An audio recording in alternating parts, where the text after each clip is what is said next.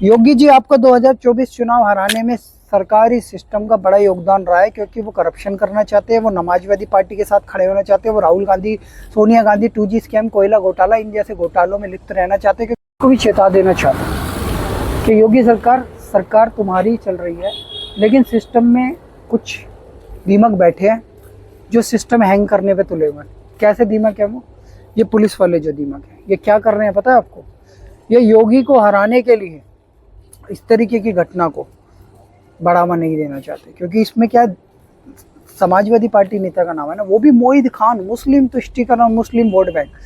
योगी जी, आपका 2024 चुनाव हराने में सरकारी सिस्टम का बड़ा योगदान रहा है, क्योंकि वो करप्शन करना चाहते हैं, वो समाजवादी पार्टी के साथ खड़े होना चाहते हैं, वो राहुल गांधी, सोनिया गांधी, 2G स्कैम, कोयला घोटाला, इन जैसे घोटालों में लिप्त रहना चाहते हैं। क्योंकि सरकारी वर्ग, चाहे वो दिल्ली के MCD, जिनकी वजह से आप UPSC के बच्चों एस्पिरेंट मर गए, 3 या MCD की गलती की वजह से हो, या दिल्ली पुलिस हो, या कोई सी भी पुलिस हो, ये सिस्टम में करप्शन के ऐसा चिपक गया है, ये गलतियां करते चले जाते हैं, और ये किसी न किसी पार्टी के पिछलग्गू होते ही हैं। ठीक है, आप सत्ता में ज़रूर हो, लेकिन आज भी जो इस राज्य में सबसे ज़्यादा राज रहा है वो BSP का रहा है, वो समाजवादी पार्टी का रहा है। और इनके प्रभाव से खास करके अब समाजवादी पार्टी को दोबारा लाना चाहते हैं वो, और 2027 का चुनाव तक प्रभावित करना चाहते हैं।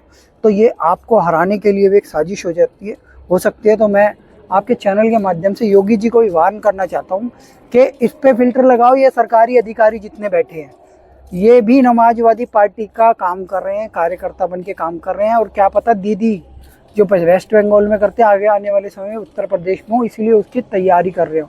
ये घटना बता देती है कि सिस्टम कभी भी बिक सकता है, सिस्टम कभी भी आपके खिलाफ जा सकता है, सिस्टम में कभी भी सेंध लग सकती है। तो इनका फिल्टर चालू रखे, जातिवादी लोगों को दूर रखे, या उस समय की भर्तियां हैं इनसे प्रभावित लोगों की जांच बैठाए रखें, और कुछ ना कुछ तबादले तब्दीलियां करते जाए। जैसे कि आपको एक घटना बताता हूँ जो कि मेरे संज्ञान में है। मैंने देखा, संत राजू दास जी अयोध्या हनुमानगढ़ी के महंत है, संत राजू दास जी की सुरक्षा वापस ले ली गई। अरे वो तो आतंकवादियों की रडार पे थे, उनके DM ने सुरक्षा वापस ले ली। भाई वो दिल्ली आए, दिल्ली में आके BL संतोष जी से मिले। अब ये वहाँ के लगभग बताते हैं कि DM चेंज करेगा 5-7, कब चेंज करेगा? जैसे ही वो दिल्ली आए, और दिल्ली से जब वो UP पहुँचे वापस, तब क्यों करे गए?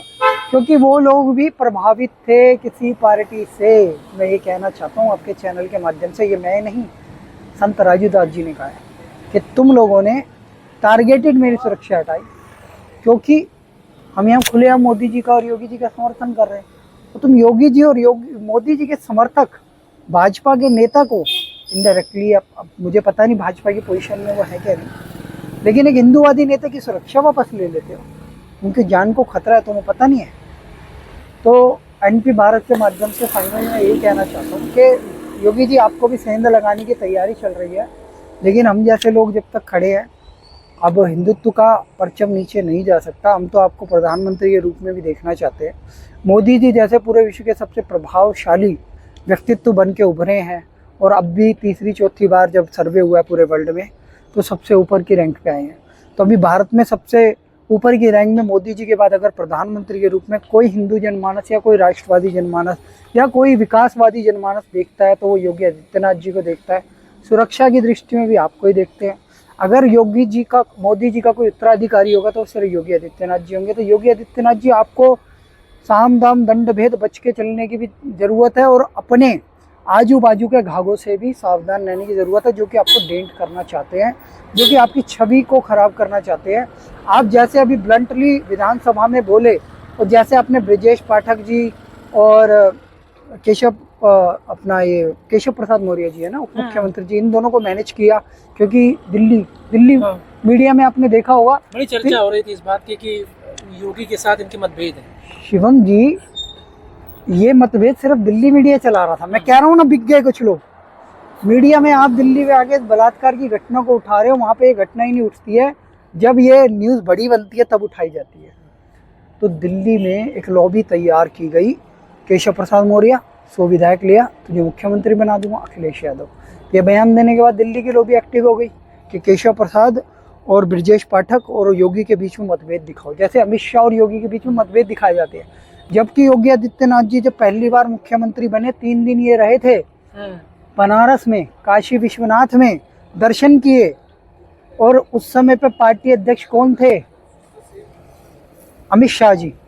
और मैं 2017 की बात कर रहा हूँ, 2017 में ऐसा हुआ था। और इन्होंने बड़ा, मुख्यमंत्री बनने से पहले एक बड़ा रैली की थी वाराणसी में, उसमें मोदी जी नहीं थे, फ्रंट लाइन में अमित शाह जी और योगी जी थे। आप समझो ना, इन लोगों के बीच में कैसे मतभेद हो सकता है? ये मतभेद दिल्ली की लुटियन मीडिया, दलाल मीडिया पैदा करती है। ये मतभेद है नहीं। केशव प्रसाद मौर्य से भी कोई मतभेद नहीं है, ब्रजेश पाठक जी से भी कोई मतभेद नहीं है। ये सिर्फ और सिर्फ योगी आदित्यनाथ जी की छवि खराब करने का एक षड्यंत्र मात्र है। तो शिवम जी, आप कहीं ग्राउंड रिपोर्टिंग करो, इन चीज़ों पर ध्यान रखें। ये सिर्फ इनकी साजिश योगी जी को डेंट करने की नहीं है, हिंदुत्व को नीचे गिराने की है, हिंदुत्व को डिस्ट्रॉय करने की है। और योगी जी को प्रधानमंत्री ना बनने दिया जाए, बड़ा नेता ना बनने दिया जाए, 2027 में पहले ही रोक दिया जाए, उसकी साजिश